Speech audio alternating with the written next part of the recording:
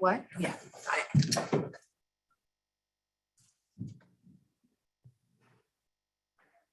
All right. Welcome to the Affordable Housing Advisory Committee for the month of September. It's so nice to see everyone. We have a couple of other members that may be joining us. So let's go ahead and get started. I believe Dina's done roll call. Yes. Okay. And then if those two other attendees make it, there'll be some adjustments there.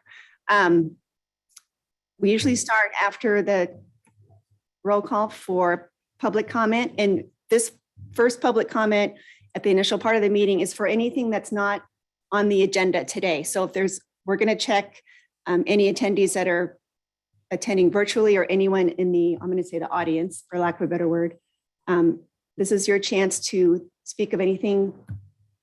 And timer is about 3 minutes, but usually we don't exceed that. But I'll just check if there's any public comment and rely on Dina to check the virtual hands raised. And I will note that you all should have received an emailed public comment just for the record. So that should have been attached to your agenda. So just please note that that did come in already.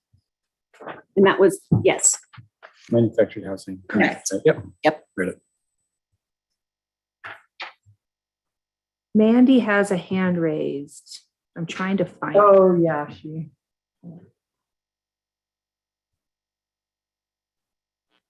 Virtually, we can't share videos, but I just wanted to note I am in attendance.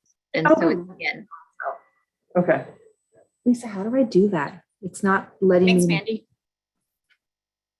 Mandy. And Cindy, I didn't expect so many people, so I just kind of sat here because this was the next open spot. Would you like to sit No, it's here? totally fine.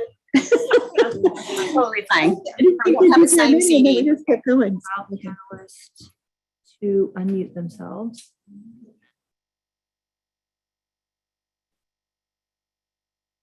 Thanks, Mandy, for saying that. And it looks like Counselor Campbell is also virtual. So. Yep. Okay. That the instrument here, that was related to my question, is there a way for me to share video? It appears there's not. This is SEC.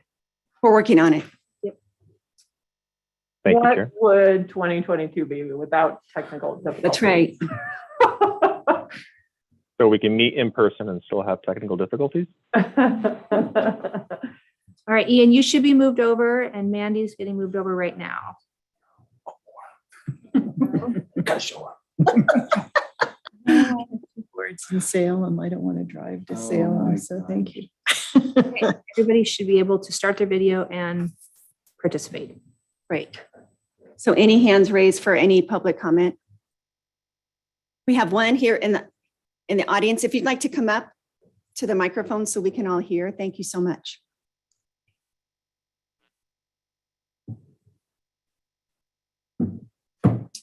Hello, my name is Paula Latassa, and I represent a nonprofit in town, 350 Deschutes. And I wanted to share information on a policy that I think some of you might be familiar with, called CPACE. Was recently adopted by Deschutes County in August, and it allows commercial property owners an alternative financing mechanism for energy efficiency, water conservation, renewable energy, EV charging, and energy storage. And this is a national policy that has to be adopted locally before it can be used. And it is eligible for HUD projects. In other states, we're working on making that eligibility happen here in the state of Oregon. And once we get that through, any HUD project will be able to use this alternative financing mechanism to really address one of the additional aspects of making housing affordable, and that is reducing energy burden. Because if we're not addressing that in our buildings, we're really not addressing affordable housing. And I wanted to share with you that we are doing our annual Go Clean Energy Conference. It's October 6th. We'll have regional experts and national experts that will show how to accomplish this with these projects. One of our projects, one of our capital providers will be talking about 2 HUD projects that were done down in California, senior housing, in which they use this financing to reduce the energy use, and they're saving $150,000 annually while making their buildings more efficient. I think we can do this much better here in Central Oregon. And I really hope that some of you here in the room today, especially those who are making decisions, will attend our conference. It is a hybrid event, if I didn't say that, so you can attend virtually or live. It will be up at COCC. It is a full day event. You don't have to attend the full day, but the CPACE sessions will be in the afternoon.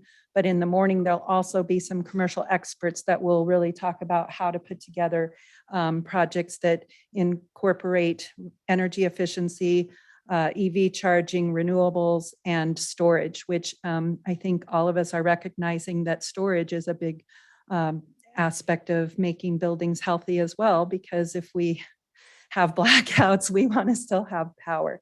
So I accidentally printed way too many copies of something, but I do have 3 case examples that show the project that will be featured. And I also have flyers for the conference if I can pass those out to anybody that's interested. Is that okay? What's the best avenue for that? I'm going to give them to you. And she'll, Thank you very much. And if there's not enough, I'll be waiting back here. Thank you. thank you, Paula.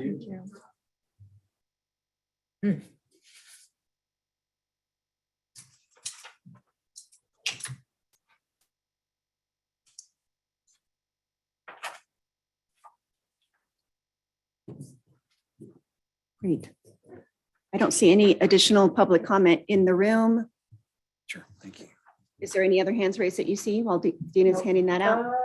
Oh, wait, there's just one. Double check. Joanne Mina is here. Joanne, just wanted to check that you are here for something that is not on the agenda right now. If it is on the agenda, we're going to have time for you later. Otherwise, it looks like you should be able to unmute and provide comment right now. Yes, thank you. And I believe it's not in the agenda. Okay. Good afternoon. My name is Joanne Mina. I am a Bend resident, and I've lived here with my children for 12 years. During those 12 years, I've seen how our community has, for the better, not so for the better. A lot of intent has been put into making sure that people that have been marginalized have a chance at thriving in Bend. I want to bring your attention to naturally occurring affordable housing, or also known as middle housing. These natural occurring affordable housing used to be part of the fabric of Bend. And as the market has done what the market does, we have lost that affordability. However, as the market goes down now, we have an opportunity to create protections so that we don't have speculators taking advantage of a basic need as shelter for our people. So I encourage you to look into middle housing or naturally occurring affordable housing and invest time, effort, and resources in making sure that we protect that type of housing. Housing is usually for workers, and it's separate from low-income housing. It's separate from projects like CORE. It is about making rules within our community so that there are not speculators making profit out of the basic need of our community. Thank you for your time. Thank you, Joanne.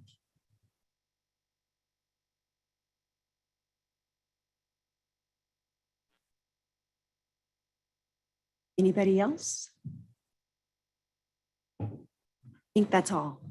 I don't see any other hands raised. I have a computer, so I'm relying on assistance. Thank you, thank you. So next on the agenda, approval of the August minutes. I trust everyone had a chance to review those. I'm trying to remember who was in attendance and who wasn't. I think I was here live and then most of it was virtual, right? Okay, so this will be interesting. I don't have a computer, so I'll need your help. Any discussion or questions about the minutes? I just look at Matt like, I didn't get the documents on that email, Oh, so I'm okay. gonna, yeah, Okay. remove myself Right, from well- that one. Well, the next step is voting to approve the minutes, and we'll probably vote accordingly, but I'll just have all in favor of the minutes, say aye. Aye. I'm gonna abstain because I was not. Right.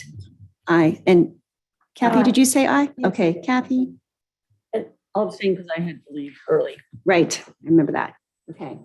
So there's 1, 2, 3, 4 ayes.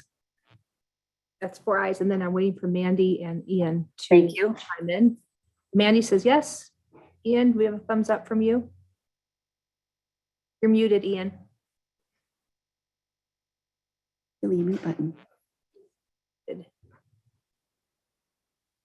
Ask him to unmute. Okay, Ian, there do is. we have an approval from you?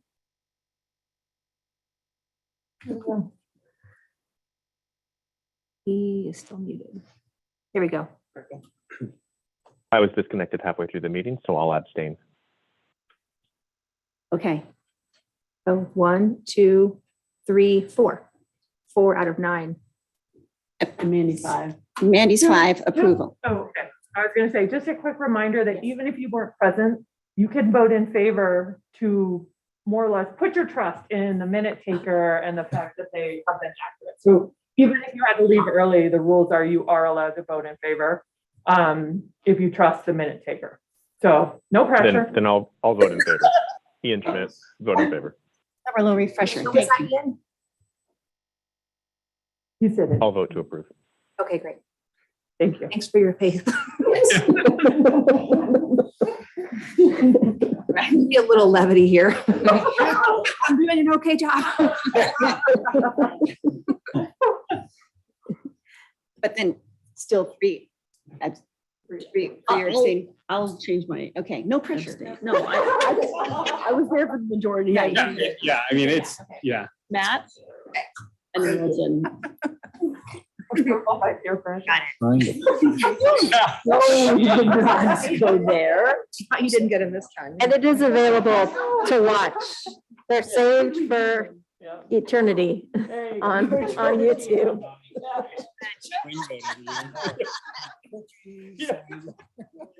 Okay.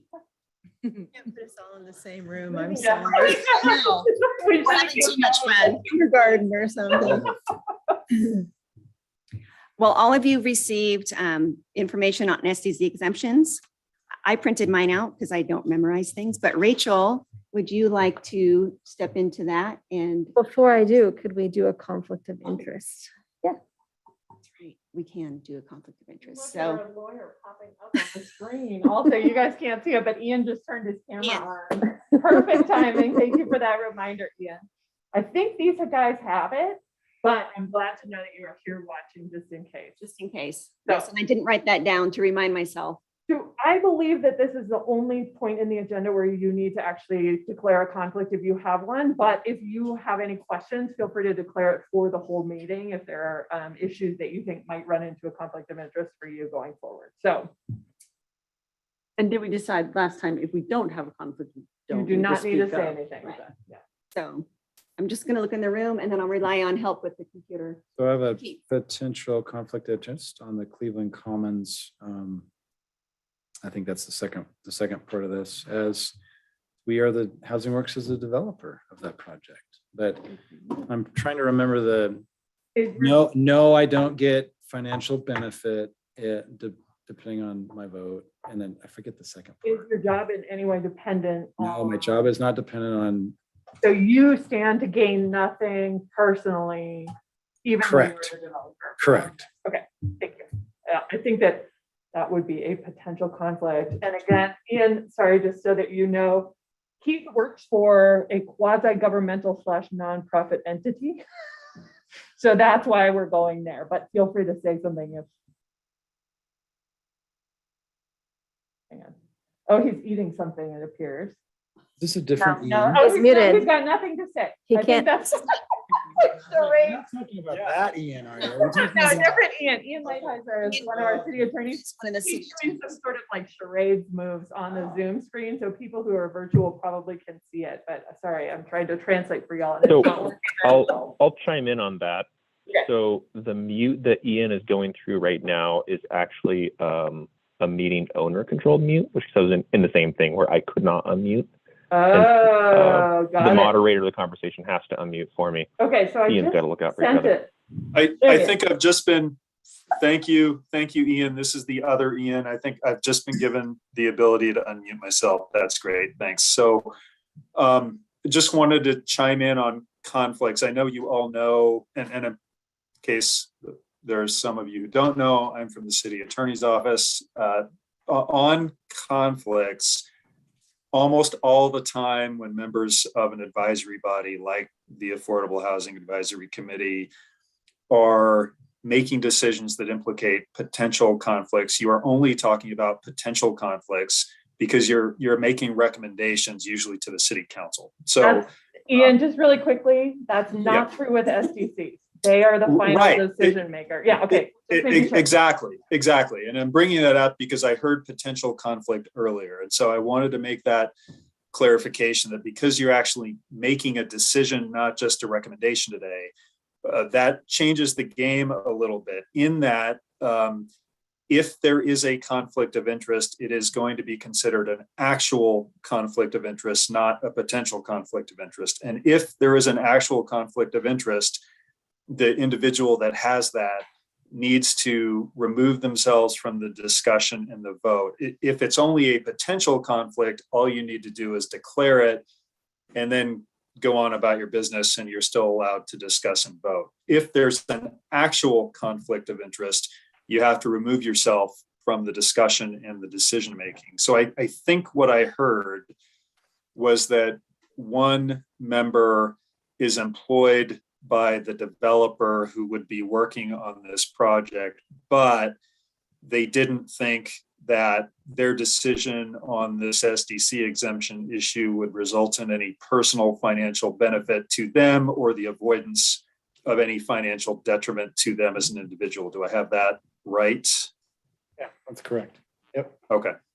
So where I think it gets tricky is that state law tells us that a conflict, whether it's actual or potential, is not just something that could result in a financial benefit or the avoidance of a financial benefit or detriment to you as an individual, but also a financial benefit or the avoidance of a financial detriment to your relative, your client, or a business that you are associated with or that a family member or a client is associated with. So I bring that up to say, I'm not convinced.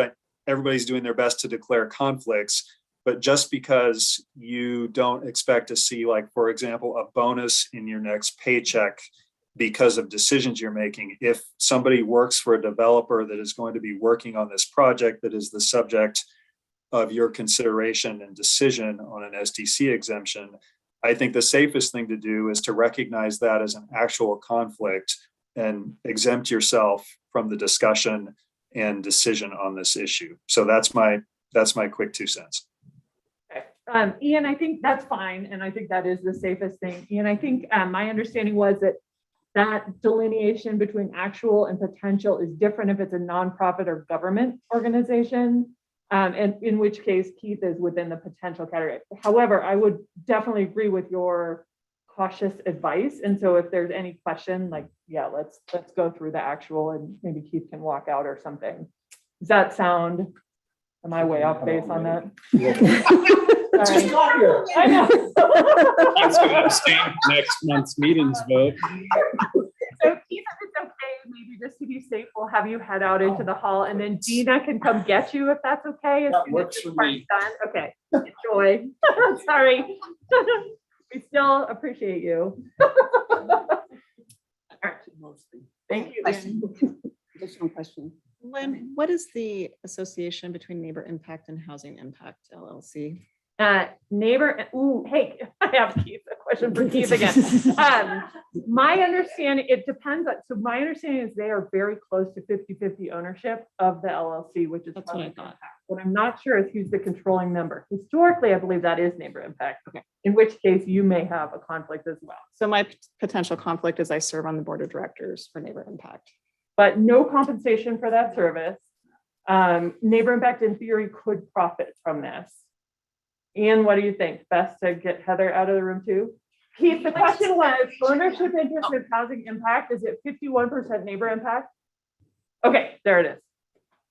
Thank you.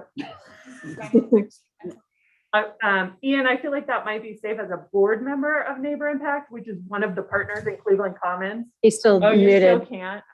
Oh, let me fix him. Okay, I'll just ask him to unmute, which may work. But if- I got the ability back. Yes, Lynn, you're exactly right. The law distinguishes between employment on the one hand and service as a board member or volunteer on the other. So being a board member usually does not present a conflicts issue. Okay. There you go. That's what I was thinking, but I wasn't going to answer. Matt. I have a potential conflict of interest for the 27th Street townhomes. If any of the potential home buyers later on choose to use me for their lending services, that would be my potential conflict. But for this particular vote, I am not receiving any monetary benefit. My job is no way impacted by it. And to your knowledge, you're not currently working with a future home buyer here. It's just this theoretical, you are a lender and they might come to I'm you. not at all. Okay, I'm getting a thumbs up. There he is, yeah. Anybody else? And Ian and Mandy wanted to make sure you all had the opportunity also. Are they shaking their head? Thank No. you. Seem clear. Okay. Everybody's good. Okay. Thank you, Ian, for that update. Ian L. Bless you. Okay. All right. Learn something new every day. Rachel, you have the floor. With that, we have two SDC exemptions to consider. The first is the 27th Street townhomes from Bend Redmond Habitat for Humanity. They plan to build 12 townhomes, 2 or 3 bedroom size, of 800 to 1,200 square feet. And these homes will be sold to purchasers at or below 80% AMI. Melissa is available if anyone has questions further regarding this development, but this is the first of the 2 SDC exemptions to consider. And if anyone needs a motion, I'd be happy to make a motion. Do the motions need to be separate or can they be? We do need 2 separate motions, one for city exemptions and one to recommend parks exempt.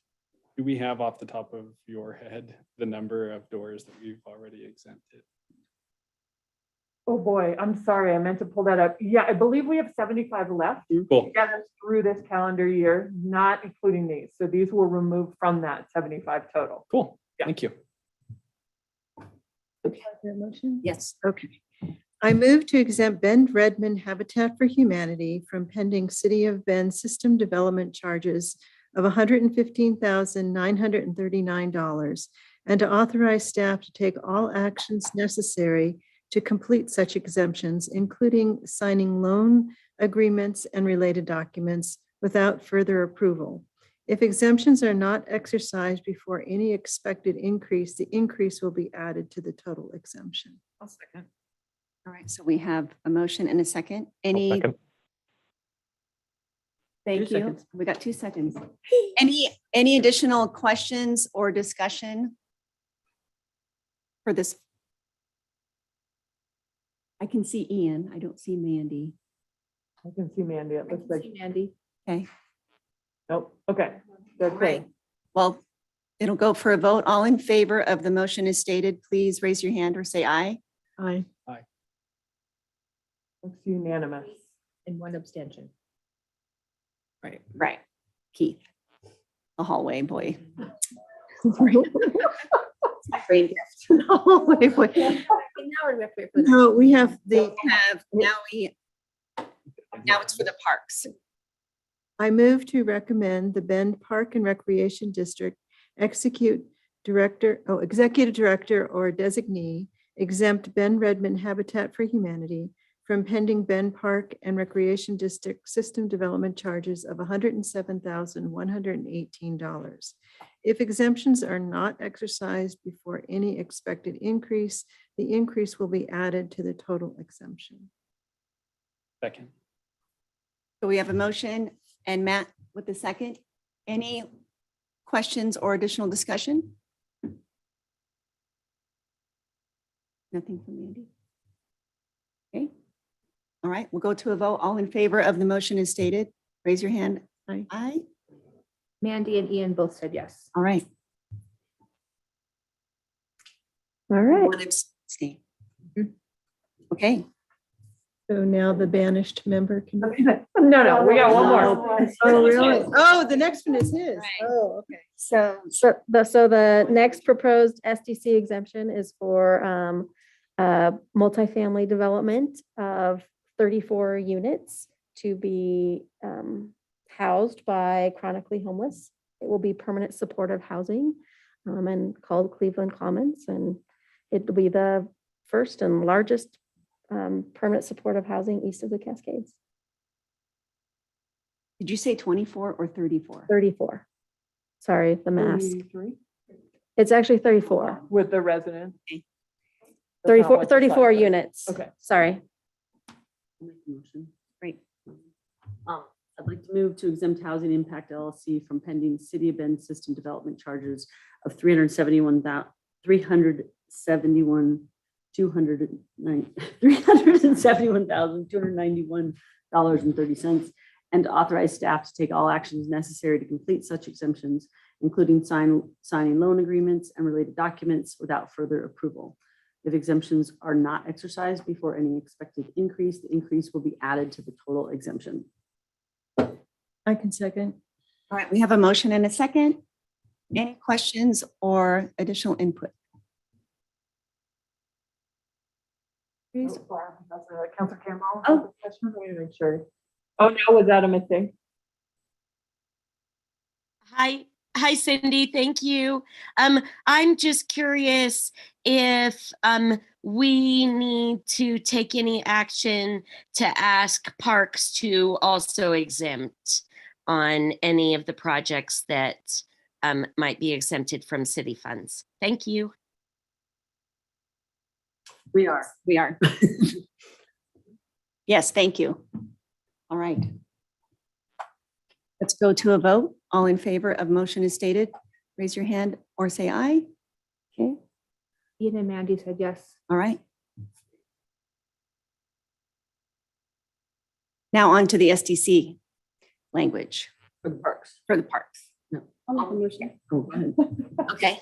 I move to recommend the Bend Park and Recreation District Executive Director or Designee exempt Housing Impact LLC from pending Bend Park and Recreation District System Development charges of $142,692. If exemptions are not exercised before any expected increase, the increase will be added to the total exemption. I'll second. All right, we have a motion and 2 seconds. Any questions or additional discussion? I don't see any. All right, we'll go to a vote. All in favor of motion as stated, raise your hand.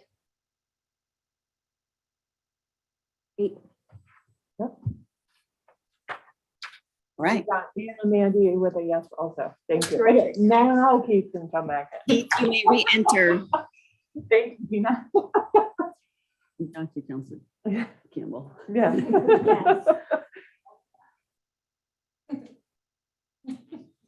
Do you have to sit underneath the stairs? Special hat to wear out there. So while Keith is returning, many of you remember our predecessor, Jim Long, who named that closet under the stairs the Harry Potter conference room. So there you go. That makes it more fun. Makes it magical. Yes. So as you all know, we will be having a public hearing for CAPER. I'll let Rachel walk you through that, but we will open the public meeting And Rachel, you're doing the presentation on our behalf, so it's open. Go ahead. The presentation is brief. There is no fancy slideshow. So I'm just going to highlight the accomplishments of our CDBG funds over the past year. We were able to benefit 3,655 people and completed 47 affordable rental units for households at or below 60% area median income. We provided rental assistance for 435 households, mortgage assistance for 14 households, down payment assistance for 9 households at or below 80% AMI, and expanded the low barrier shelter. In addition, we acquired 1 property for the development of 6 low to moderate income home ownership opportunities. We leveraged $133,009.78. For every dollar expended, the city leveraged its resources an additional $14. So we had a great year, banner year. And that's why I'm exhausted. The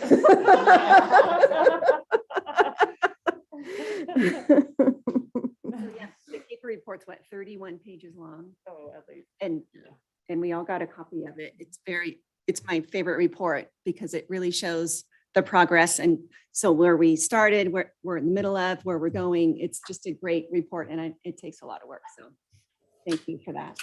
Yes, great summary. Report to use as, see, this is what the city is doing to help. Yeah. Right. So I have a question. Do we have like a counter that from the beginning of our funds showing how many units we've been able to produce? Oh, that's a great question. No is the short answer. So I have gone back and literally opened up each file back to about 2015 to confirm that. That was where I really stopped feeling comfortable about our record keeping enough to feel 100%. So there are some units from before that time that I feel solid on counting, but there's a lot out there that I do not have record of. So the counts that we have are very much an undercount. I will tell you, and this is a little bit of a premature, I guess, statement, but I will tell you that you all have under council goals, a goal to create, fund, or permit 1,000 affordable units this biennium and 500 shelter beds. And of that, we are at 805 units in affordable housing, which is awesome between what we've completed and what's in the funding and permit cycle right now. So we're really close, just over a year in. And in shelter beds, we're at 382. So you guys are killing it, is really what that comes down to, rocking and rolling, but there's still work to be done. So that's just for this biennium.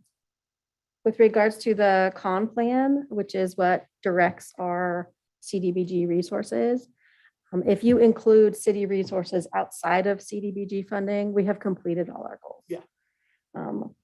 The one thing that we need to complete is actually like completed units. Like that's the only slowdown is that we have funded everything for those units to be in existence in our con plan years. However, with the supply chain slowdowns and the pandemic, we're just kind of waiting a little bit longer for things that we had hoped would be completed by the end of our 5-year con plan. So those will probably be completed in the next con plan cycle. So Lynn, is the number that is undercounted, do you still have some sort of number? I'm just thinking, I'm wondering just how many hundreds or. How about this? Yeah. I'm hesitant to make a statement right now without going back and double checking, but I will bring you something at the next meeting. That would be great. Yeah. Yeah. I mean, I think it's something we should all be very proud of It is. because, you know, and even when it was in Jim Long's hands, the fact that we were the only city in Oregon to collect an affordable housing fund is amazing. And we've done a lot, and as difficult as the challenge is, I think we should be proud of everything that the city has accomplished. I will say we are very confident in the numbers we keep Yeah. since we started. Of course. Well, the funds collected, that's tracked. It's just a matter of how many units are. Right. But the fact that you've leveraged 14-1 in this biennium, it sounds like, is amazing. Just this year. Just this year, yeah. Last year was 10-1 and this Yeah. year was 14-1. Great. Are there any additional comments from the committee or questions? Really good discussion. Well, we need to have public comment. Yep, I have that next. Okay.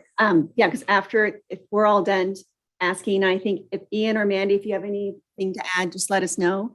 And if not, we'll open up to public comment. I'm good. All right. All right, well, let's open it up for public comment. Anyone here live in person, or Dina, if you guys can check the screen, if anyone is raising their hands, give them a minute or 10 seconds. Okay. So with that, we'll close the public meeting, public hearing, sorry about that. And with the review of CAPER, we'll put it out for a motion to approve the draft CAPER that we received. So moved. If there's no discussion, I'll second it. Okay, so we have a motion and a second. Any additional discussion? All right, well, the committee will vote. All in favor of the CAPER draft as given, raise your hand. All right. All right. Thank you very much for all of that work and a great summary. The summary makes it sound so easy. I will pour over to you for. Barb might be saying something. Oh, Barb. Counselor Campbell. No. Okay. So I think probably the majority of folks are here for the discussion we're about to have. And if you are one of my panelists, feel free to come on up and sit at the table. It's really close. I'm sorry. But while they're getting settled, wanted to let you know. So you all, AHAC, asked to research revenue options, and council was enthusiastic about that. However, staff would like to talk first about need rather than jumping right into the money and what we need to fix the problem. So that's really what today is about. Let's talk about need. And we wanted to start with this preparation. So what's the need? How bad is it out there? What has changed in our community recently or over time that makes this the right time to discuss revenue? So we're going to dive into the revenue side of it and development much more next meeting.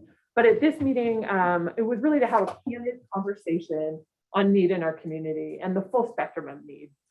Because there are a lot of providers here who have a lot more access to real life people than some of us do.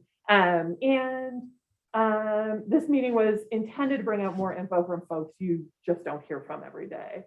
So we also made a quick decision to use this meeting as our House Bill 4006 meeting.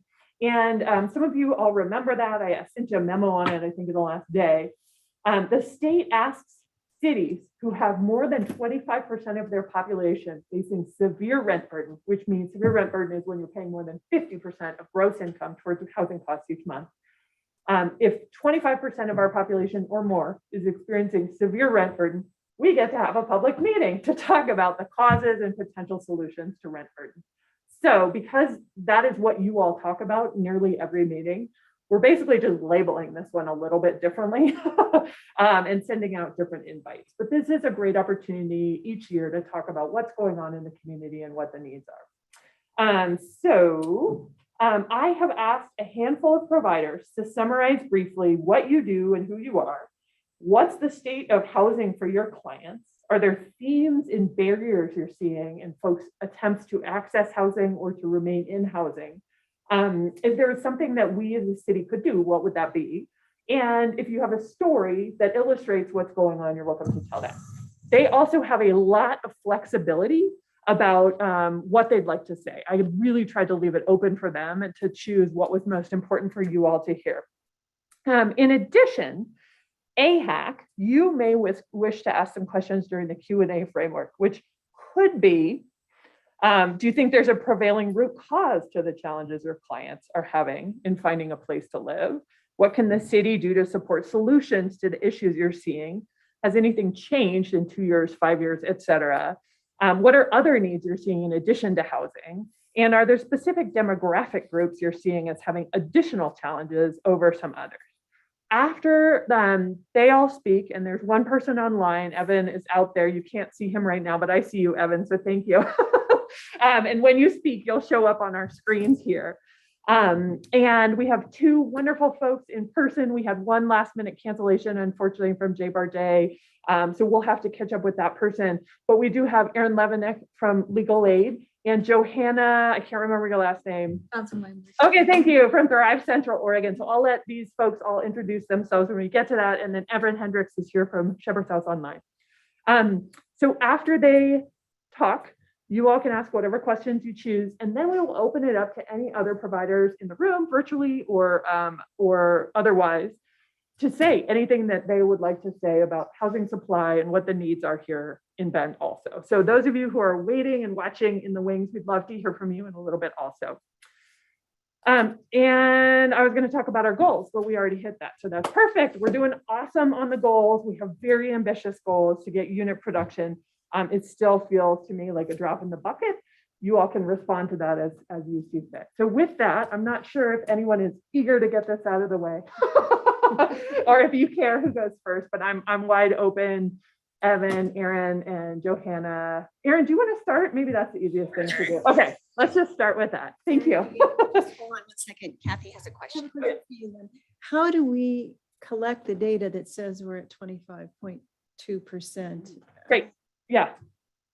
Just as a baseline before we get started, how is that derived? It is determined by the state using ACS 5-year estimates. So the data that put us at 25.3% of our population facing severe rent burden was ACS 20, whatever to 21, whatever that 5-year period is, 16 to 21, I think. That's where they got us to. And they send out at the beginning of every year a list of all cities over 10,000. And some of us are highlighted when we hit that metric. So they use an estimate. So you're not actually physically collecting data from. Okay. So, and Kathy, great question. Also, you don't realize you're asking this question, but I'm going to answer it because we, the city of Bend, do not have a robust way of measuring what is happening out there in our community. We do not have an office that monitors things like vacancy rate, what the average rent is, what's going on, how many of these homes are second homes or full-time rentals, things like that. So we are doing our best with the limited data we have, but that is, in my opinion, a significant need as we grow into a city to know more about what's happening on the ground. You have a question? Yes. In my opinion, yes. So yes, I mean, we don't know. We also like things like evictions. We don't know if somebody's evicted until it hits the court system, more or less, and there's a filing. So a lot happens. People kind of self-evict, even if that's not appropriate. And I'm going to stop now because I'm going to steal Erin's thunder, but sorry. But we don't know all the details. Okay, I'm now quiet. Sorry about that. Erin, take it away. Go ahead and introduce yourself. Hear from other sources too. So my name is Erin Levinek. I am a staff attorney at the local legal aid office. So we serve Deschutes, Crook, and Jefferson County. Free civil legal assistance for folks at or below 125% of federal poverty. So it's a little bit of a different number than the AMI, which I'm sure everybody here is much more familiar with, but it's really low income folks that we serve. And so we provide civil legal services. A big portion of our cases, more than 50% of our cases are typically housing cases. And so running the gamut from advice to tenants to representation in eviction court. We have an eviction defense project that is a collaboration between the Oregon Law Center and Legal Aid Services of Oregon. And we are lucky enough to house an EDP attorney in our office to provide representation to tenants who are facing court evictions. So that's a portion of what we do. We also do other civil legal issues, so family law and public benefits and things like that in our office. My practice is predominantly been housing law. I've been with the Bend office for 5 years now. Prior to that, I was down in Grants Pass, also doing housing law at the Oregon Law Center. And so I'm here to talk about kind of the trends that we're seeing in our office, what's going on, and answer any questions. So I've got a lot of talking points because that's what I do, and I love to talk about this. So I will try and keep it brief so we can hear from our other panelists, but happy to answer questions during this presentation or in that subsequent portion that Lynn was discussing. I think right off, just to highlight one of those things about court evictions, that is one of the talking points that we want to make sure everybody knows, is that we don't have any way of tracking evictions. Eviction, when we talk about it, is both a termination of tenancy, which is a landlord giving a termination notice to a tenancy for non-payment of rent, in certain situations for nothing that the tenant did wrong. It could be a no-cause notice during their first year of tenancy, or because of a landlord reason during the subsequent years of the tenancy, or a for-cause reason for a tenant to need to vacate. And an awful lot of those we suspect occur in self-eviction. So when a tenant just decides they got a notice, it says you need to be out by this date, and they move out. There's no tracking of that. We have no idea the number of times that happens every month. We do have the ability to track filings with court. So as soon as a landlord believes that a tenant has not moved out by a termination date, they can file a court eviction case, and then that is a public record. And so we can go back through and look at those. Just one thing to know is that prior to the pandemic, the majority of those termination cases that ended up in eviction court were for non-payment of rent. During the pandemic period, because of all of the protections for tenants that went into place, the number of eviction filings dropped drastically. But in August 2022, we just got those numbers. The number of eviction cases filed last month surpassed all of the months prior to the pandemic in terms of number of eviction cases that were filed in the state of Oregon. So we're seeing a huge uptick in that. One thing to know also about court evictions is that during the pandemic, the timelines were relaxed with the idea that the goal was to get as many people to be able to stay in their house and to get assistance in place through rental assistance programs to get tenants to be able to stay in their housing. October 1st, those timelines revert to the really quick process of court evictions in the state of Oregon. And so displacement of tenants becomes much quicker, and what occurs first, and that problems aren't able to be resolved in those quick timelines, unfortunately for tenants, and that will likely result in a lot of more displacement coming up. Another trend that we're seeing, significant increases in rent. So yesterday, the state released the new rent increase amount limit for 2023. So currently for 2022, that's 9.9%. Next year it will be 14.6%. That's huge jump, but just to even keep that 9.9% in perspective, for 2022, the COLA for Social Security was only 5.9%. So if somebody is living on a fixed income and getting that COLA increase, it's not covering what the maximum amount of rent increase could be under our state law. With those huge rent increases, we see a direct correlation to the number of evictions for non-payment. So any huge rent increase is, in practice for many tenants, an eviction notice, a termination of their tenancy because they can't continue to afford to pay the higher rent. And just a reminder that the statewide cap of the 9.9% going to 14.6% only applies to units that are more than 15 years old. So new developments aren't capped by those. And that tax credit properties, low-income housing tax credit properties, which you all are super familiar with, have a separate process through Oregon Housing and Community Services for those rent increases. The market rents don't have that oversight. So the other lay of the land pieces that we are seeing is a really steep increase because there are so few affordable housing units, both regulated and unregulated market units. Landlords have a lot of applicants for units.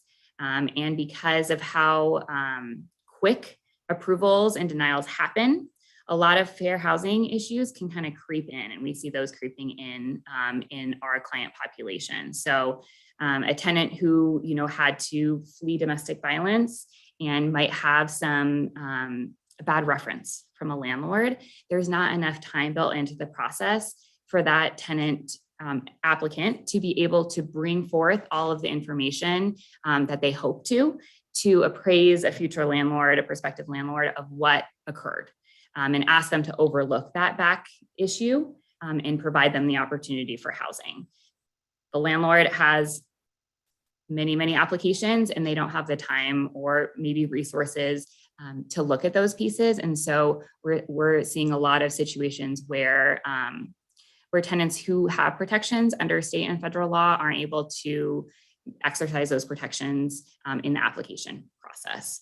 An additional way that some of our clients are really struggling is that because of the huge increases in rent around the region, they need to stay in their current housing.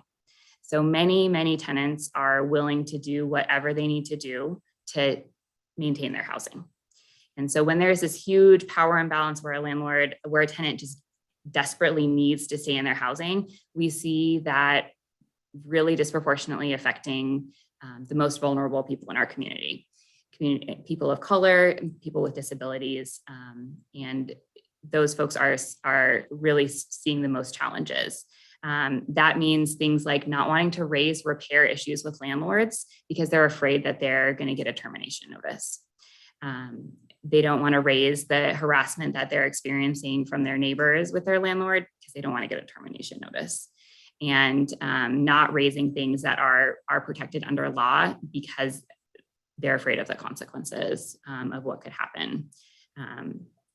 So happy to talk about specific examples of those, but want to yield some time to other folks on the panel to hear their perspectives.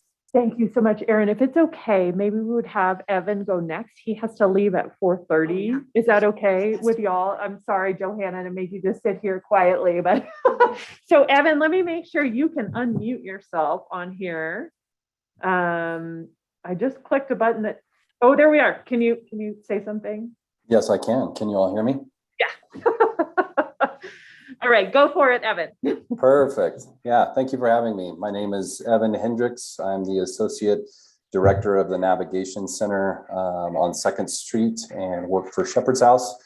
And just for a little bit of context, wanted to give you some quick numbers, just what this information and dialogue is based on. For the months of July and August, we saw 360 unique individuals engage the Lighthouse Navigation Center.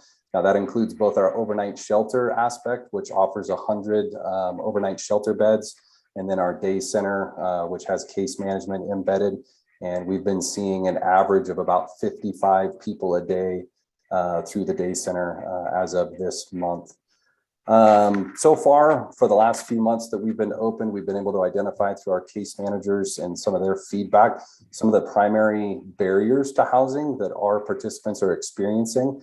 The first one that's the most pronounced and is the most, I think, manageable for our team and for the additional resource providers in the community is missing relevant documents. Things as simple as IDs, birth certificates, social security cards, etc. The second one being just simply identifying affordable and available housing in Central Oregon is incredibly challenging. And we find that to be one of the primary barriers that we come up against once people have the necessary documentation and resources ready. They're having a lot of trouble identifying available housing. The third primary barrier has been insufficient income to support housing in Central Oregon. So as Erin mentioned, many of the folks we're working with are on fixed incomes and don't have a lot of flexibility to be able to adjust to the way the market in Bend has adjusted so much over the last few years. And then mental and physical challenges that obstruct people's ability to work and then even accomplish basic tasks related to self-care and the ability to perform a sustainable livelihood. And then the last thing that's worth mentioning, and I put it last because I think it's the primary barrier that the majority of our participants are facing on a daily basis, and that's the significant amounts of unprocessed physical, mental, and emotional trauma and grief that these folks are carrying. And I think over the last 90 days or so that we've been open, what we're learning so far is that at least in this facility, in this community, we're working with some of the most vulnerable members of our community. They are often elderly, over the age of 60 plus. Right now, out in our day center, we probably have anywhere from 20 to 30 individuals over the age of 55 who are calling this facility home currently. They are often mentally and or physically disabled. And then everyone that we encounter has suffered significant trauma. And this could be in the form of abuse, abandonment, rejection, manipulation, and sometimes all of the above. And so the folks that we're encountering on a daily basis that are accessing the lighthouse are carrying significant amounts of unprocessed trauma. Additionally, folks are carrying unprocessed grief. So often you don't have to dig too deep into somebody's story before you run into a significant loss.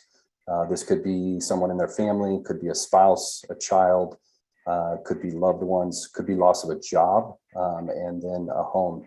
And losses of all of those often go unprocessed. And so folks are carrying significant amounts of grief that they're trying to cope with and manage with on a daily basis.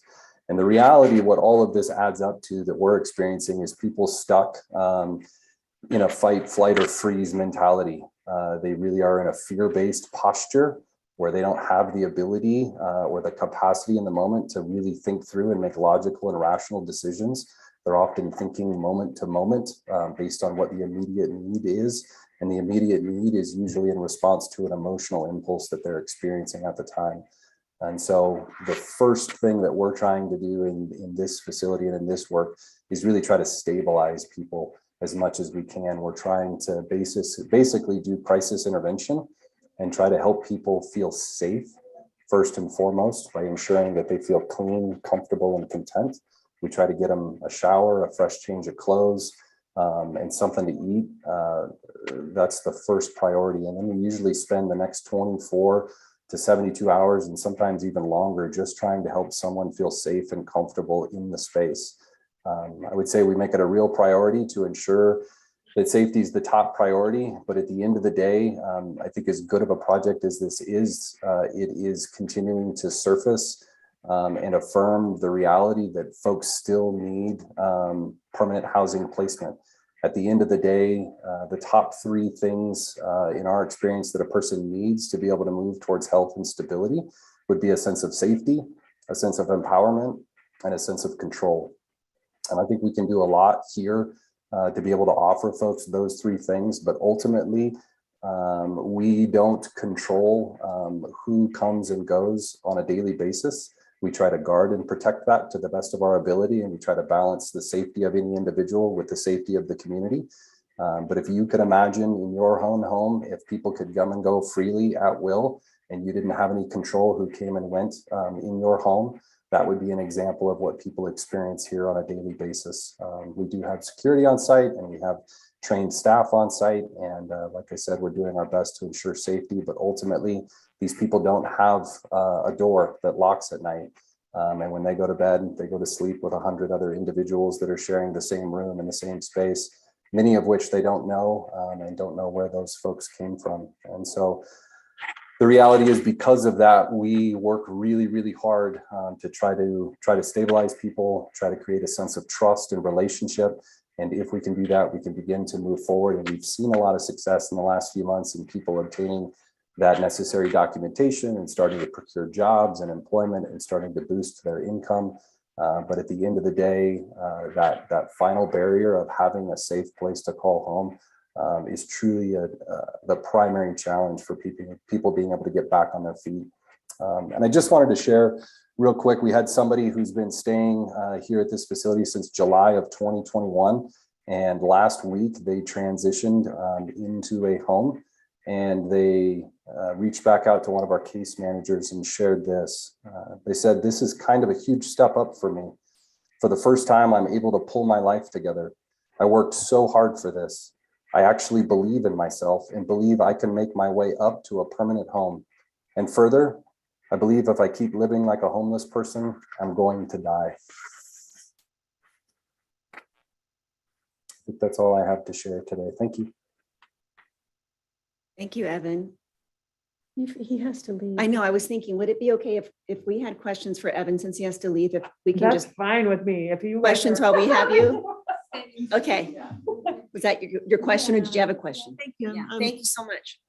I'm enormously moved by everything you said, so if I choke up, forgive me. We deal with a lot of negativity in our community, thinking about people and not seeing them as human beings. And I hear frequently, or I read frequently, people saying, oh, these people are coming from elsewhere, why don't they go away type of attitude, as opposed to understanding that people are from the area, have lived here, have family or past jobs here. And my sense is that a lot of the folks that you're dealing with have a real strong connection to the area, but I don't know that for a fact. And I was wondering if you've experienced that, if there's a reason they're here as opposed to somewhere else. Can you, I think you're muted. Oh, gosh. Okay. There, you should be good. There we go. Yes. Yeah, it's one of the most common questions. And I think the pit count has been accurate in our experience in showing that the large majority of the people we're working with have called Central Oregon home for a long time, often decades. I think the pit count this last year showed somewhere around 70% of the folks who are unhoused in our community are from Central Oregon. And our experience here at the Navigation Center rings true with that statistic. I've been shocked and surprised by the number of people that I talk with, and they were born here and maybe have been here for generations and have family and connections and have been in Central Oregon for an extended amount of time, owned homes, lost homes, been working members of the community, and then one or two of those significant occurrences happens in their lives and it derails the whole thing. Yeah, thank you. That is my sense. And I just wish we could communicate that to the larger community a little bit more. You know, they keep saying, well, why don't they go someplace else where it's less expensive? And it's like, this is their home. And that's why we call them houseless as opposed to homeless. This is their home. They just don't have a house. So thank you. Thank you for all you do. Hey, you're welcome. And I think one thing I would add on that, one of the benefits of having the Lighthouse Navigation Center has been that we've found a lot of success so far in partnering with some of the other agencies here locally to be able to relocate folks back to friends and family and reconnect them with whatever their home was. And so I think that reality of people saying, well, why don't they get back to connecting with their home? That is some of the work that we're engaged in doing. And so I do think it's a both and approach. We do want to reconnect people with their homes and their families to the extent that that makes sense and that's what they want. But we also need to take care of the people that have called Central Oregon home for the majority of their lives and contributed to this community. Thank you. Any other questions? Evan, if you're okay, maybe hanging on, there may be, until you do have to go, there may be questions that arise still, if that's okay. So with Yeah, no that, problem. Thank you. If it's okay, I'll hand it off to Johanna. Last but certainly not least, do you want to introduce yourself and talk a little bit about what Thrive does? These guys should know because they funded you a number of times, but a reminder is always helpful. My name is Johanna Johnson-Weinberg. I'm a community outreach advocate at Thrive Central Oregon, and we provide one-on-one support out in the community. So we go to library settings, affordable housing complexes. We do phone consultations. Sorry, I'm gonna get my water. We should, Dina, think about that water. Now that we're coming back in person, that's one of those things that just totally fell off my radar, but sorry. I'm glad you traveled prepared. So our services are open to any member, any members of the public. Sorry, this is really bad. Try not to cough. Mm-hmm. Yes. Yeah. I can never have tickles, but now I'm like in front of everyone. And so our services are open to the public. Anyone who is seeking support can utilize our services. Most often, they are people who are currently experiencing homelessness, at risk of homelessness, fleeing domestic violence, veterans on a fixed income, working towards getting their disability benefit. So, but really anyone can walk through the door and say, I need help. I did not prepare anything, but I'm really glad that Aaron and Evan went first because I have a lot of anecdotal stories to just go off of that. I think my first question is, does anyone know how long the subsidized housing wait list is here in Central Oregon? You mean the timeline, like getting on and then getting a call? I've heard 8 years. 3 to 5 years. What about affordable housing for the open wait lists? Don't answer, Keith. You don't get to. Yeah, a couple years. Does anyone have an estimate on what a 3-bedroom market rate rental costs? 3,100. 3,000. 32. Yeah, so good. You've done your homework. Thank you. So when I spoke with Lynn, she asked if I could provide some stories of folks that we work with. And my first thought, honestly, was there's just too many. How do I choose? Because the folks that we are seeing either have been on the list for years or they're finally at a point where they're ready to start looking for housing. And so they're coming through and saying, I'm currently staying at the BI, I'm currently staying at the Lighthouse. I want to start looking for housing. And so then we start talking about income. Kayla, let's talk about your income. They're just on SSI, they're getting 841, it's pretty low. So then we're really put in a very small bubble of then having that conversation of, here's what we can do today.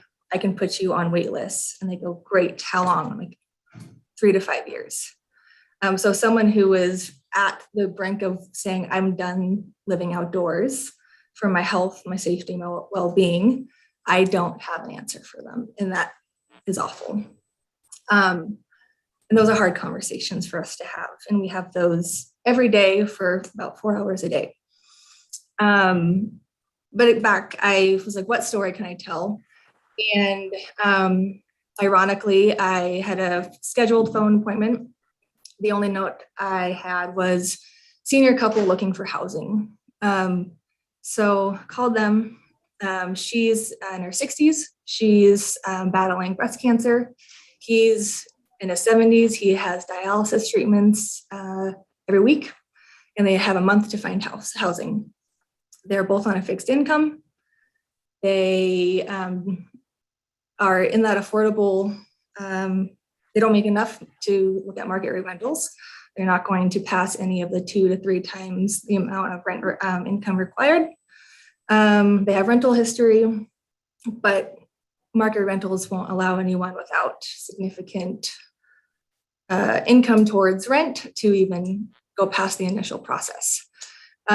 So knowing that we have a month timeline to talk about housing, my only conversation was to put them on what available wait lists we had, which you're familiar with Epic, their waiting lists open and close. So right now they have a total of about 5 open waiting lists, and those have been open for months. So we're looking at maybe there are 200 on the list.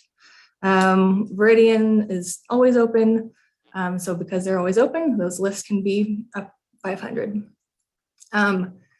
So after I finished my conversation, my housing spiel, she said, okay, so like, when do you think I'll move in? And I said, I have maybe a year. She's like, well, I have a month. I need something before then. And I had nothing. And those are the conversations more often not that we're having, is that here's the 3 types of housing that we have, and you're looking at wait lists. So people are immediately faced with, now we have to talk about shelter options. Yeah. Well, that was gonna be my question. So Right. when you have this awful conversation with them, what are the things you say? I mean, what shelters or temporary accommodations? Can you use? We talk about types of shelters. Open congregate shelters, high barrier shelters, low barrier shelters. That's all part of the conversation. But I don't have an immediate solution. And I think that's probably the hardest part. Even with the wait list that we have, we're still looking at a long wait list. And so if they're on a fixed income, they don't have the ability to increase their income. So we're really put in a very small bubble to be able to support these families. Yes. Oh, I didn't want to interrupt. Could be a question for both of you, but for the individuals that have very short turn times on when they have to look for new housing, is there a common theme as to why they were being forced to put into that position to begin with? Are you seeing like commonalities? Maybe their landlords are selling or they're just increasing rent? Landlords are selling. Selling, okay. Yes. Most often not. People have been in their market rate rental for years. Landlords selling. Maybe they're paying $1,500 for a 3-bedroom. For whatever reason, landlord kept it lower. But now we're looking at 3-bedroom for $32,000, $34,000. So that's one of those, yes. I was also asked to talk about some barriers that we see. Currently working with a family. They've been living in a hotel for 6 months. A family, 2-parent household with young children. They both work. They have income, but they can't afford market rate rentals because they don't make that 2 times, and they're over income for affordable. So the only thing that they can afford is $175 a night in a hotel.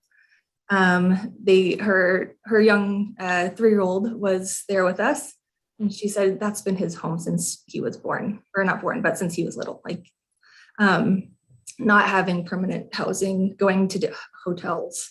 So not only are we facing an income as a barrier for them to, what way can we go affordable market rate rental, but now they've had a gap in rental history. So they don't have verifiable rental history. Most places will require that. We're working through some other things with their past when they did have verifiable rental history, but it's still going to be a process and one that's hard to navigate. I was going to look at your notes because there are so many things that you said that I was like, yeah, I could talk about that too. So we're really just up against, we're seeing affordable properties opening, which is awesome. But those waiting lists are by the time that they're ready to house people, those waiting lists are already full. So you have a waiting list that's open for 9 months, a year. During that time that it's open, so then people are coming to us and saying, well, I'm seeing this new building, and I'm like, essentially it's already full. It's at capacity. So we're looking at people like, oh, I'm number 14 on a wait list. Number 14 can take years. So that's incredibly difficult to kind of give those the reality of what we're up against. Can people or families be on more than one wait list at times? Yes. They can, and that's a great strategy that we utilize. Another point that I wanted to make is I work closely with housing vouchers. So I was lead on the emergency housing vouchers that Central Oregon got. And I think we had an awesome, I don't know if you know about the success rate, it was very successful, which is awesome. But something that I consider is that a lot of those people that have the voucher were housed in affordable housing. They're not using their vouchers at market rate rentals, which ideally that's where you want them to be. You want to be using those vouchers, and this could be like a HUD thing, it probably is. HUD's not keeping up with market rate rentals as well, but we're filling affordable homes with vouchers, which is awesome because we're getting them housed. But then people who don't have a voucher and only fit within affordable housing are then not finding housing. So vouchers are not keeping up with the market. The market's going bigger. We're getting more vouchers. Yay, we love vouchers, but now we have less affordable housing. So yeah. Can I ask what the magnitude is? Like, how many people would you say are in this situation? Well, we have seven advocates. We have outreach sites in all 3 counties. We see anywhere in each site can see up to 6 people, and we have people writing their name after that list. We also take phone appointments. I don't think we've even started to see the brunt of what we're about to see for people experiencing homelessness. Yeah, I mean, my sense is that now that the rents are coming due, right? And also, wasn't there a real lag in terms of providing those funds to the landlords that was supposed to go directly to the landlords? I understood there was some delay or a problem with the funds coming from rental assistance. Yeah. And so those protections have kind of been ending on a rolling basis. And the rest of everything will end at the end of this month. Yeah. And so this is when the tsunami is going to hit, right? Yeah, I think that is just the climate that we're working in, is that we see this need and the number of clients is huge. Yeah. We at Legal Aid are seeing a huge influx in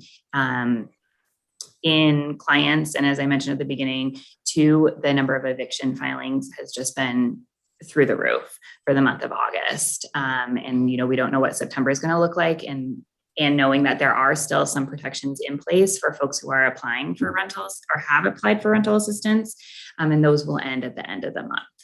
So that landscape might change. And I just wanted to kind of circle back to the other previous question about these terminations and the timelines that go along with them. So a tenant can receive a 30-day no cause notice in the first year of their tenancy. So they could be in a position where they have 30 days to look for new housing. After they've been there for a year, it's 90 days if the landlord has a reason. And that could be that the property has sold and the buyer is going to move in. It could be that they're going to do renovations and it's not going to be uninhabitable to live there. And there's a couple of other things, but those are the top ones that we see, are the sale and that the renovations. A landlord can make renovations and double the rent and have used one of those 90-day notices to remove a tenant. And that tenant is then out looking with 90 days to find a new place to live. So the timelines don't really match up for a lot of folks that we see. Does the property owner have to prove that they're making renovations, or they can say that? And is that one way to get people out? They do not have to prove. They have to have an intention when the notice is served that they plan to do something. The statute does provide a remedy if the tenant can prove that they did not do those pieces or did not do substantial, but it's an open area of law about what makes a unit uninhabitable. There's no case law on it or any guidance from the courts yet. So it's a kind of a question. It's not just updating, it has to be a Right, it's repair not- that's significant enough to make it uninhabitable. Right, like no plumbing, or Taking away some of like those electricals, no furnace. essential services. Right, essential services. So we had a commentator before we started our meeting, and she was referencing what has happened in parts of the country, and I'm just not aware if it's happening here, but investors buying up a lot of these lower cost homes, fixing them up and then either selling or renting them out at a very high rate. Are we seeing that happening here locally? Are you aware of that? I think that would be, that's not something that I know that we track, that we know, that we have that information about what the sales are and what's going on. Is what we can say is that we're seeing huge increases to rent, and especially, to units that are getting, some minor upgrades and then are being re-rented for a significant amount more that's keeping up with market rate. Mhm. And those market rates are just so out of reach for majority, well, for all of my clients, but for the majority of folks who are living and working in Bend. Because she was referencing the naturally occurring affordable housing, which is, that as we build newer, even, high-end market rate, people will tend to move out of something that's not as great and into a nicer thing. But those things that they move out of are no longer affordable either. So it's just an enormous lack. And so I'm getting a sense from you guys in terms of numbers that we're dealing with, not just dozens or hundreds. We're dealing with thousands of people that are experiencing this. Or at risk, immediate risk. Well, that we're going to see very soon. Yes. Go reverse. Right. And I would say also folks that we don't see and might never see, but who are experiencing this, same as, as Lynn had mentioned at the beginning, folks who receive a termination notice from their landlord and move on, folks who move on to double up with family and friends who are living in really unsustainable, unhealthy, unsafe situations because they aren't, and those folks don't necessarily come to testify at city council or before your committee or are raising their stories. They're focusing on surviving.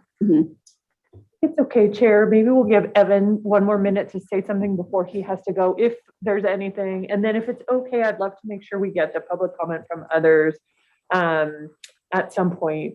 Is that okay? Evan, I don't know if you have anything else to say, but I wanted to make sure you had the opportunity. No, thank you, Lynn. Along with a couple things. I think the only thing I would add, we recently ran some numbers here, and since January of this year, we've seen just over 800 unique individuals come through the Lighthouse Navigation Center. So that would give you at least something to go off of in regards to physical numbers for Bend. Did you say 800? Correct. Thank you. I thought I saw your hand raised, but I think it was just movement, but thank you. Yeah. And I think I could add to that. We also have an arm of Shepherd's House, our Project Share, that does direct outreach to folks who are sleeping out throughout the area. Primarily, they go to Hummel Road, Juniper Ridge, China Hat, and then hit various kind of pockets of popular campsites throughout town. And so far, year to date, he's seen about 550 unique individuals. Now, some of that's going to be overlap to folks that are also using the navigation center. But we also have experienced a lot of folks are hesitant to come indoors. And so I would say a significant number of those folks don't access the navigation center. So between the two, we've interacted with easily over 1,000 individuals, probably closer to 1,100 to 1,200. Thank you. You're welcome. Thank you for having me. Thank you so much, Yes. Evan. Chair, if it's okay, I'd love to open it up to public comment from folks. Joanne, I see you out there, and if it's okay, I would love to offer the floor to folks who have not yet spoken, and then we'll come back to you. I see a number of names on the Zoom, and then there are a couple people in City Hall as well. You all are welcome to stay or go back to the equally uncomfortable seats behind you. And so if anybody is interested in speaking in a committee about your experience as a service provider or housing, please raise your hand and then we will call on you. And I think we can get the clock going if we need to, if there's a lot of interest. I first, if it's okay, Chair, see JW Terry on here. Is that okay? If we, okay. You can see the names and JW, you should be able to unmute yourself now and speak if you wish. Can you hear me? We can. Okay, as Lynn knows, I'm the loudmouth. And I'm the executive director of Central Oregon Veterans Outreach. I think we work well with all our partners and a lot of people have spoke, and I'll just echo a lot of what they said. What we're starting to see at Cobo, though, is a lot of double and triple families, generations living in a house because of our housing situation. And we're dealing with a lot of people on a daily basis that living situation is good for a short time, but it doesn't work for a long time. Oh, JW, you're blurring a little bit. Can you get a little closer to the mic? You just started getting blurry. How's that? Is that better? Yeah, much better. Okay. But the one family has a job, moves in with another family that's working, kids and 2 generations, and it just doesn't fit for a household for a long extended period of time. And we're getting more and more. We had a couple in their late 60s that want to retire, but mom and dad are in their 90s and don't want to leave the house that they can't afford. They're tens of thousands of dollars in debt, and the younger couple is trying to support themselves and mom and dad. I think we look at some things, but some things we're not looking at. And I'm one of them. I have a generation that's close to retirement age or has retired, that are living on fixed incomes. Navigation Center talked a little bit about that. They're being priced out of their rentals, and some of them have lost their homes. So there's a lot more to what goes on in all of this than just we talk about our homeless, but we have a lot of people in our city and county that are living very, very precariously from day to day right now. And I'm just letting everybody know that here at Cobo, we're seeing it on a daily basis now. So that's my 2 cents, and I'm going to behave myself today. There's always a good day to start afresh, JW, with behaving. I don't know. Thank you for that. I don't know if the panel or the committee has any questions for JW. I don't have any. Y'all ready? Thank you, JW. Really appreciate it. Well, thank you guys for having us. Absolutely. Y'all ready for one more? Yep. Okay. So, Joanne, you are up again. Can you, I think you should be able to unmute yourself and speak. Yeah, thank you. And this time I put my hat on as a community organizer with the Interfaith Movement for Immigrant Justice. Again, my name is Joanne Mina. And though I do not work specifically in housing, housing is a topic that comes in conversation within the immigrant community here in Bend and across the state.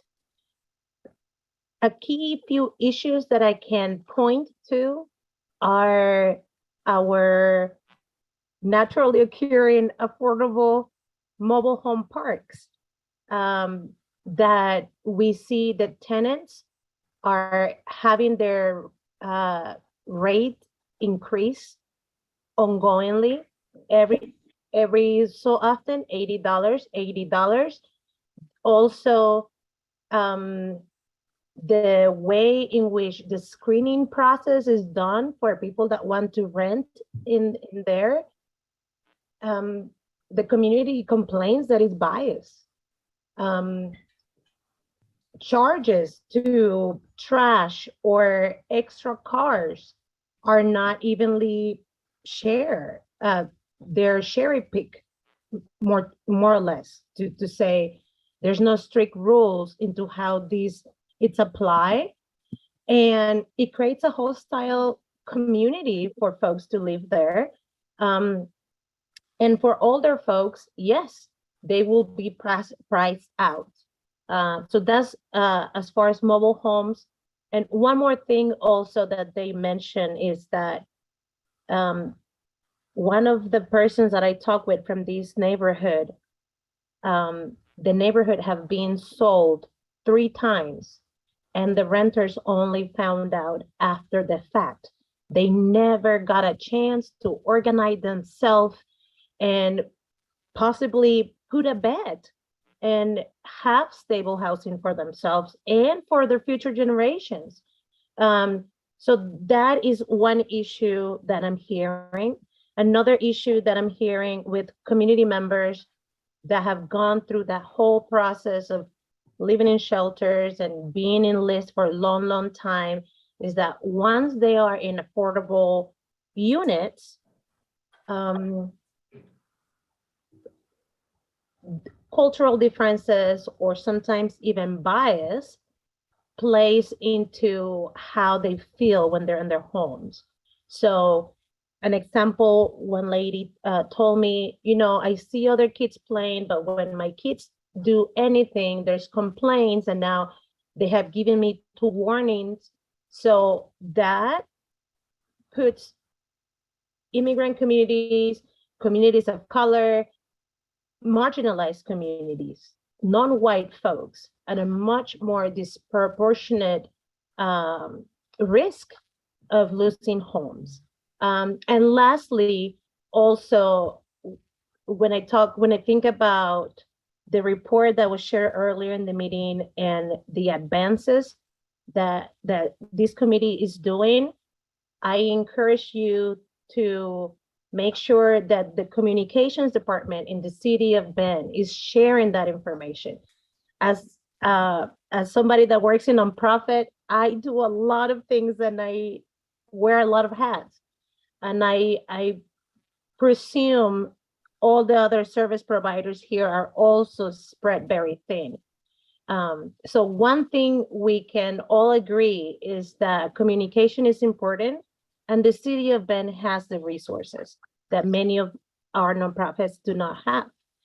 So I encourage you to incentivize them, to motivate them to tell these stories in a way that not only the victories, but the struggles are accessible to the greater community, and where we can build solidarity. Because it is important to also notice that this hostility impacts our communities, all of them. Evan mentioned 3 core values of trauma-informed care, even though he didn't name them that way.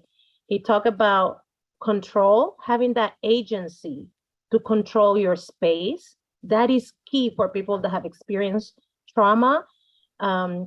Having a say in your future, having that, he said control. Oh, I forgot the 3.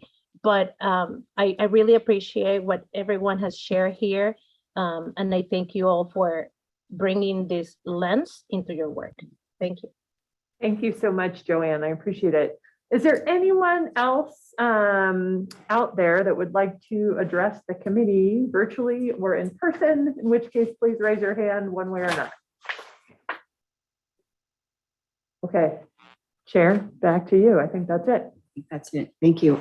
Really good information today. Thanks for everyone being here and providing that information. It's really helpful for us to hear, because we hear things, but we don't collectively. It just helps to have more communication and the input. So thank you very much for taking the time. Next on the agenda, staff report.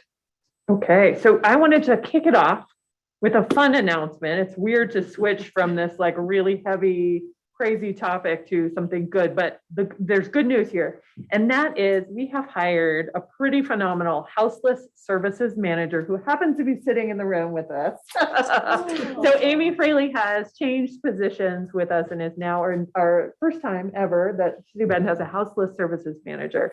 So she is overseeing shelter operations and all the things. So congrats, Amy, on that promotion. And in addition, we will be posting someday, maybe this week. I've been saying this for like how many months? I don't even know, but posting new positions soon to backfill Amy's position, as well as for a middle income coordinator position that will be an LTE as well. So keep an eye out for that. Please spread that widely if you see it. And I trust we will have some phenomenal updates or applicants on that. With that, I think I'll hand it over to Amy for a shelter update. Do you want to come up here or go to the podium? What makes sense? I will just slide right. Okay, perfect. So I just wanted to provide a really brief update on Central Oregon Villages. Yeah, hang on just a sec. Mandy and Ian Schmidt, can you hear online or does she need the mic? Okay, they're good. We're good. Yeah.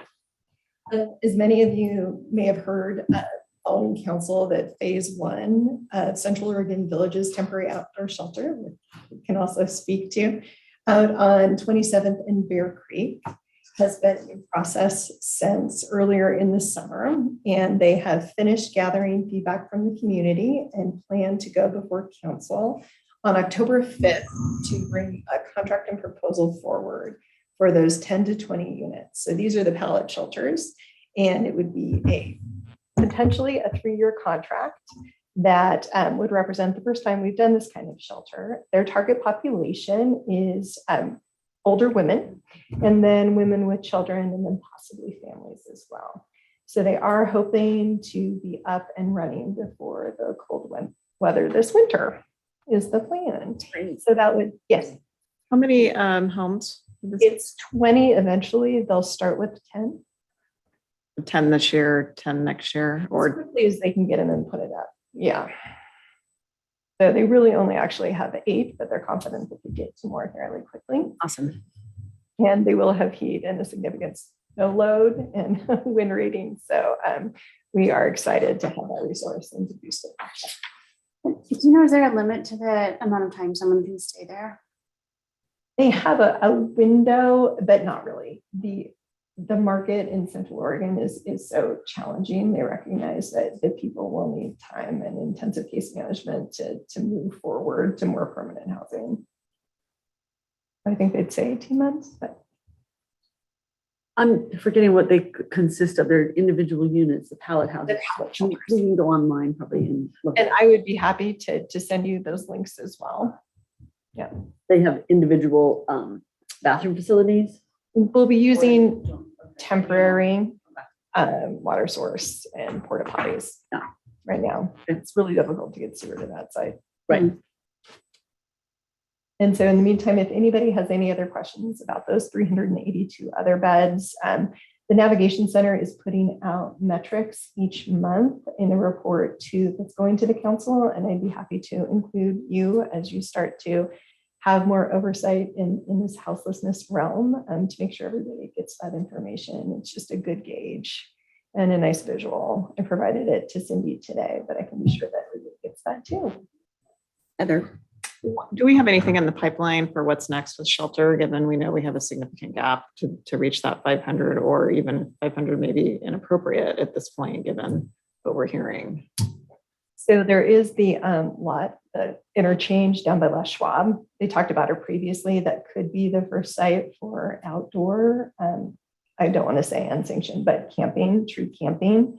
The city council is moving forward with that property, and Central Oregon Villages did put in another application, or there may be another provider that we haven't identified thus far.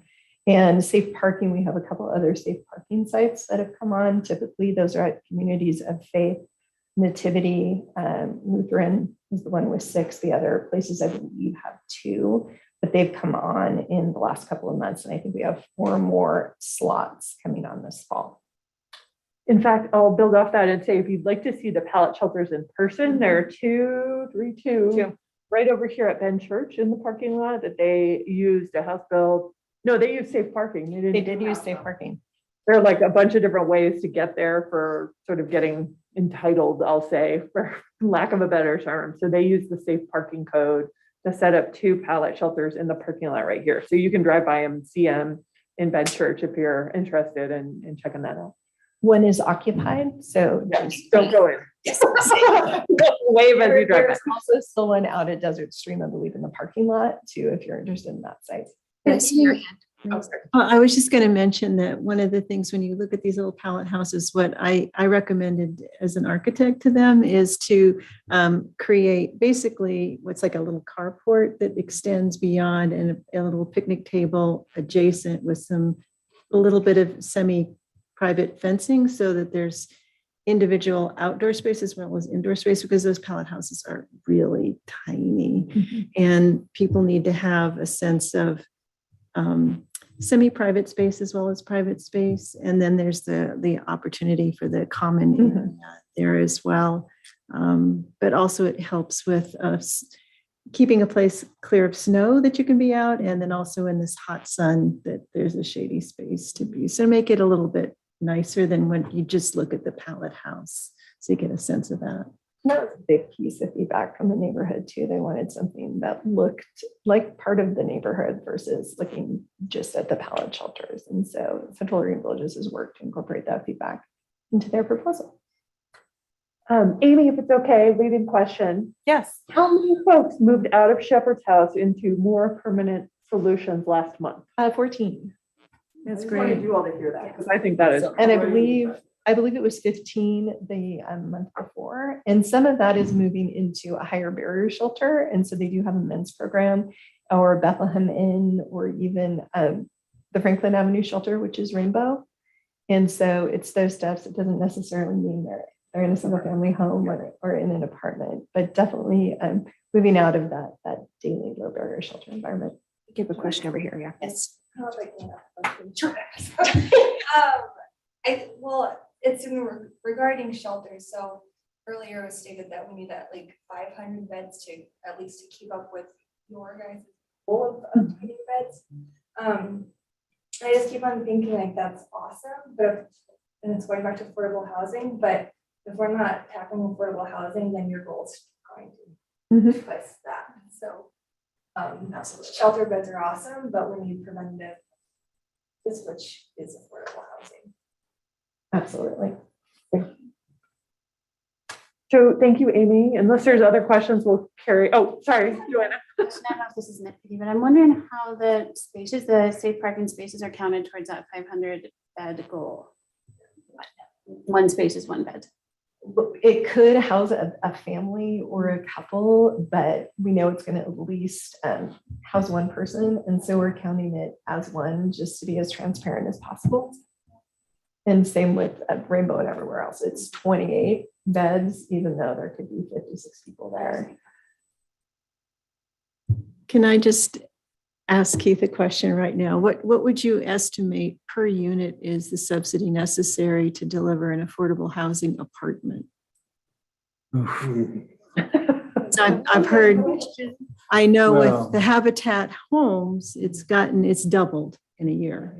Yes. So we're like talking $250,000 subsidy for a Habitat It's home. hard to put it per unit, but I can tell you that construction costs in the last 3 years have gone from 140 to like 300 a square foot.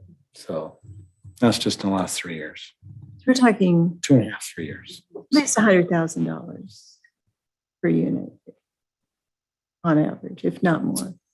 It's hard to talk about subsidies. In my mind, it's all subsidy. we get very little, we get tax credits and you get all these different little sources, but like the Cleveland deal is all, it's 3 different loans one from the state, one from the city, one from the county.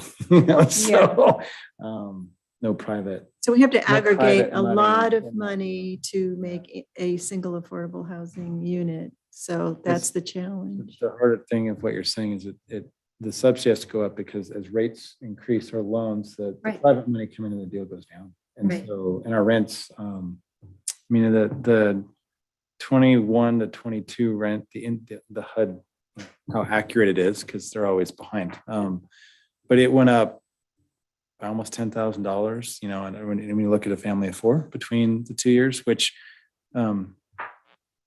raised the rent potentials and stuff like that, which helps more affordable housing. But as rates go up, it just totally counters it. So I wasn't looking at you, man. No. I mean, it's not your fault. Monetary You policy. control. That's the joke. That's the joke. No, Yeah. to piggyback on there, I guess some of the points of the questions that I asked you to were, is there a common theme between why people are having short timelines on where they need to relocate? It's because they were selling. Well, everybody knows in the last few years, housing prices in Central Oregon have shot up. Rates were incredibly affordable. People were looking at homes that they had been holding on to for generations, saw a quick buck to be made, and they were selling them. And people were purchasing them just because they wanted to live here. And it all comes back to a simple supply and demand issue. We had no supply, huge demand from all over the West Coast wanting to live where they vacation. A small silver lining is that rates have skyrocketed this year. And demand is starting to drop a little bit. So people who are looking to make that quick buck, who maybe have listed their home for sale that have tenants, are finding it increasingly more difficult to actually sell that house because those buyers aren't there anymore. So they're starting to drop their price. And pretty soon they're just looking at it and saying, maybe I'll hold on to it because it's it's working. Now, there's some other factors at play that we're going to see in the short term, with potential evictions increasing, and which will definitely happen. But I think that the silver lining is in the long term. I don't think that this is a train that's gaining speed. I think it might be slowing a little bit, especially because from my point of view and from what I'm experiencing, a lot of the production builders are starting to hold some of their houses within their rental pools to increase the rental doors in houses within our community, because they're not able to sell them. Would that affect home buyers though, or that one, does that affect renters? It's increasing the supply Of rental.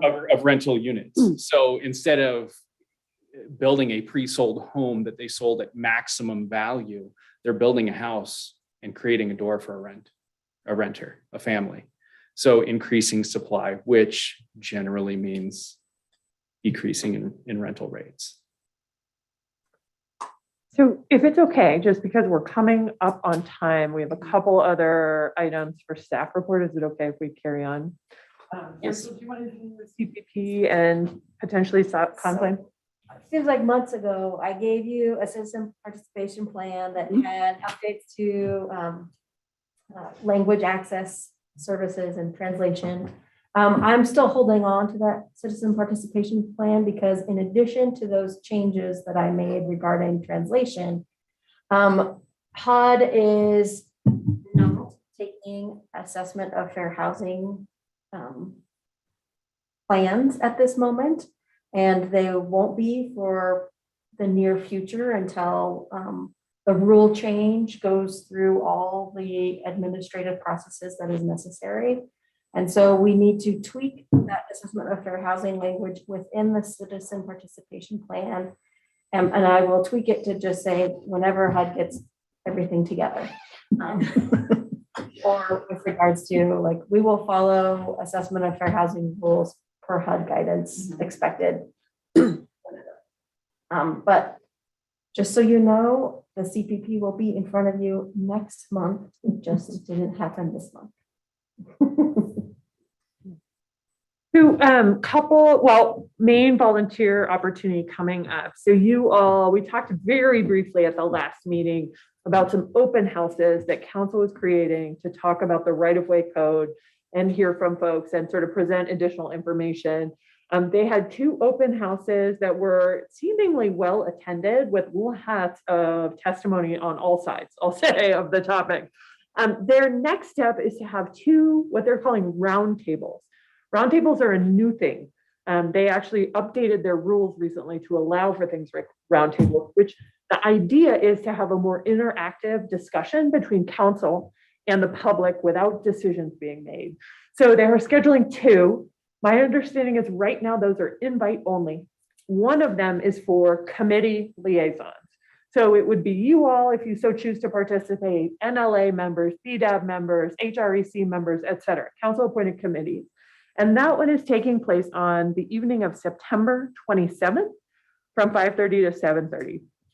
What I'd love, if you all are up for it, and here's the second part of if you would like to participate, is your assignment will be to watch the work session next week, which is September 21st at City Council, to hear what this right-of-way code is going to look like, and then show up virtually or in person at this roundtable to actually give feedback on what you all think about this right-of-way code. So the code will be, the draft code will be revealed next week. Council will respond, and then you all will have a chance to respond along with other committees. The second or the other roundtable will be different members, including people that's currently experiencing houselessness, is my understanding. So we're getting a pretty broad spectrum, but they wanted to limit the sort of council appointed committee one to, because there's just too many people to have all in one room. So your assignment would be the 21st watching or after that on the recording, and then participating potentially on the 27th from 5:30 to 7:30. What I'd love to do is have one sort of primary person and then a backup person just in case, because we are still in the COVID era and life, So looking for volunteers potentially for that as well. And it looks like Ian's hand is up. Ian, is that, I trust that that is what, awesome, thank you. So if we could have a backup person, that would be phenomenal. You can let me know now or email me after you look at your calendar. Thanks, Ian, I appreciate it. If we're not able to attend because of prior obligations, can we send notes to our liaison that maybe we would like to have addressed? Yes, if time that sounds permits. great. You also, at any point, so council intentionally did not set up a subcommittee to do this work. They are holding that. Okay. And that's why we've been having these work sessions really every council meeting. They are accepting testimony as well. So you're welcome to email council directly and I can help you figure out how to do that if you haven't. But yes, definitely feel free to, Ian, I'm volunteering you to take he's giving a thumbs up, to take feedback from the rest of the committee and pass that along. I think that's great. So that's one. Oh, I printed out the wrong thing. I'm so sorry. I had a couple more dates for you all. Let me pull it up really quick. So the first one is not for volunteering, but we talked briefly about the short-term rental code. That has gone through work session and public hearing at Planning Commission and will be in front of City Council for some changes to our short-term rental rules on October 5th. And so just know that that's out there and you're welcome to participate sort of on your own at this point. November 5th. So this is a big one. SDCs, we did some good work today. Congratulations, Keith. You may not have heard. Oh, no, I didn't hear.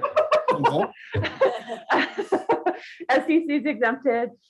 So our ordinance allowing for SDC exemptions expires at the end of this calendar year. We had been hopeful that we were in the process by now of doing our SDC methodology. And I think the intent is to build those SDC exemptions into the methodology so that they carry on long-term. We are just kicking off methodology right now. So we're asking council for a 2-year extension of the SDC exemption program.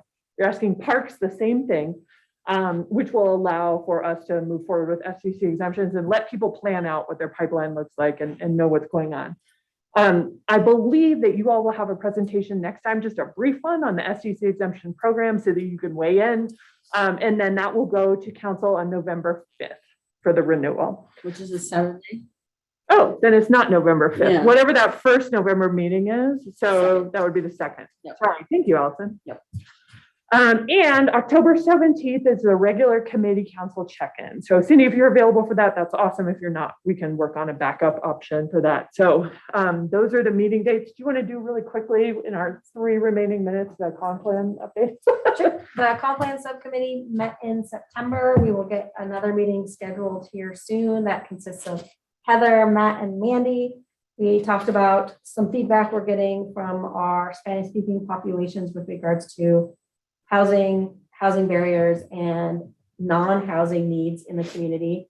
There was a focus group today that Council on Aging put on with regards to those 3 topics.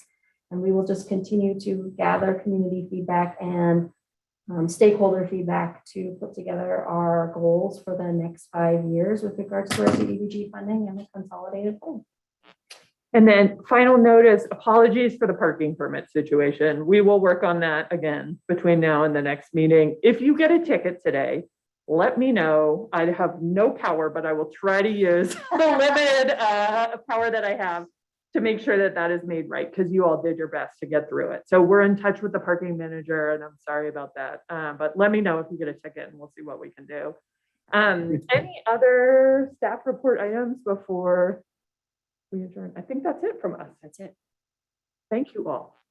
Real quick question. You mentioned something about middle housing. You're going to get a staff person that's going to be focused on middle housing. On middle income Middle housing, which may or may not be the same as middle product type. So we're looking at 80 to 120? Correct. Range? Yeah. Yay. Yeah. Okay, good. Happy to hear that. Yeah. Yeah. Really important. Yeah. So send good people our way. Yeah. When it's finally posted. Maybe this And you said week. it's a full-time Any position? legal aid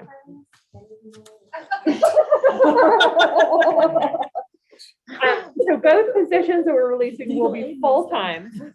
There is a permanent coordinator position. And then, yeah, are you done with lending, Matt? No. Is that what that question was? I don't know. Well, it's slow. So the middle income position is an LTE, which means it's a 3-year position. It'll be full-time, but it's only funded right now for 3 years. That is how we start most positions in the city of Bend. So just know that. And then the coordinator backfill for Amy, what Amy has been doing is a permanent full-time position as well. So I'm hopeful that that LTE will convert someday into permanent, but I cannot guarantee that. So, good. So I think that's it. Any other comments? Do they get their parking pay as well? Or do Did yours go through? You walked, okay. I want to, I just want to make sure. Yeah. no additional